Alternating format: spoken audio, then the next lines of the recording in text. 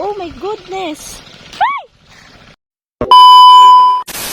Papunta ulit tayo ng bundok para tingnan yung tubig kasi biglang nawala yung tubig sa gripo namin.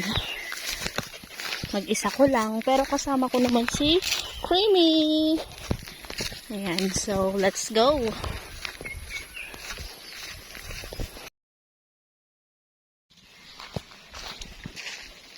Ayun. So nandito pala ang problema. Ayan. Ayusin natin.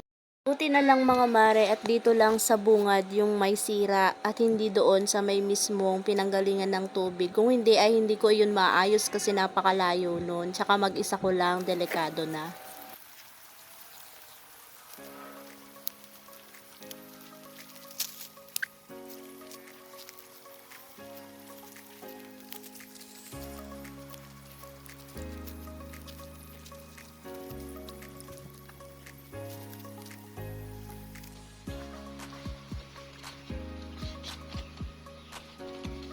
Creamy. Yan, so yung binabaniit ko doon, hindi ko alam kung may nakiwa na. Ay, kasi wala kaming tubig. Inayos ko na to kasi walang ibang mag-aayos.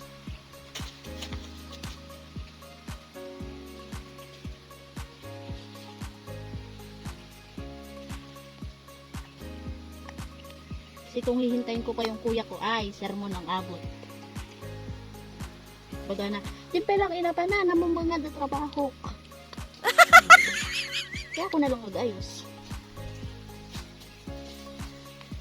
Yan, finish. Yan, so yan na siya. Naayos ko na, oh. May tulo siyang konti. Pa din. Parparaki yan. Pero, okay naman ah. Yan. Bye! Creamy, let's go!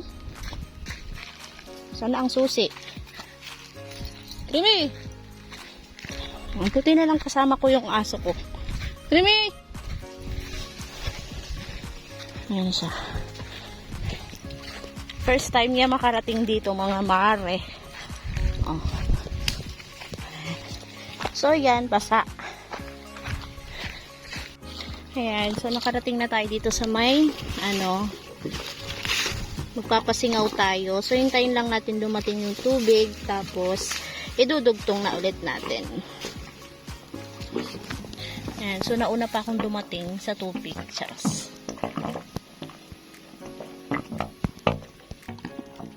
Ayan. So, napagod siya. Umiinom siya ng tubig.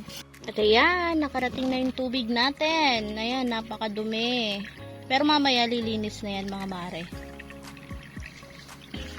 Yan. Kapag okay na yung niya, wala na siyang hangin, idudugtong na natin yan. Tapos, sa baba na ulit tayo magpapasingaw. Kaya madumi yan mga mare, kasi nga diba nung halos mataas na yung tubig dun sa may pinaglagutan, kaya madumi yung tubig na lumalabas ngayon dyan. Pero mamaya malinis naman na. So, okay na. Hindi na siya kalakas. Pwede na natin siyang idugsong.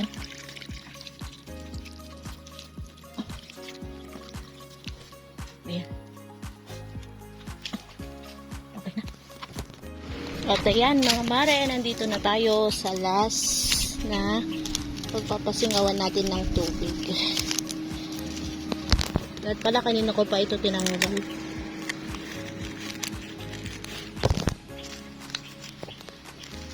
Wait lang.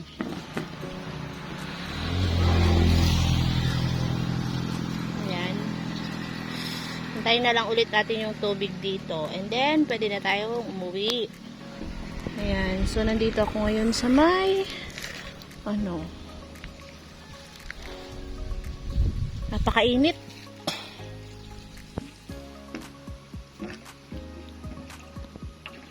Ang oras ngayon mga mare ay 1:00, mag 2:00 na.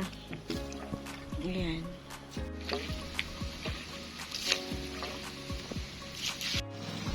At ayan, okay na, nandito na ang ating tubig. So, ngayon, check natin yung binaniit. Awanon. Oh.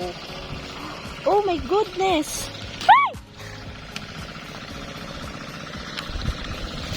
Tinag pa.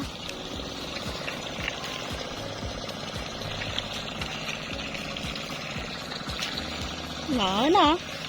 Sayang.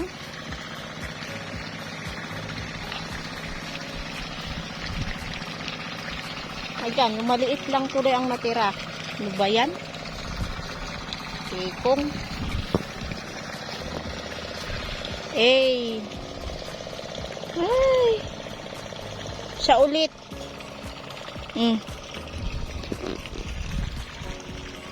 Siya po ulit yung sumibad. Ayan. Kasi, aray. Kasi yan yung ano niya mark. Ayan. May mark siya ng ano. Yun. Yan o. Siya ulit yung sumibad. My God, pasaway. I-ano ulit natin siya, papakawalan.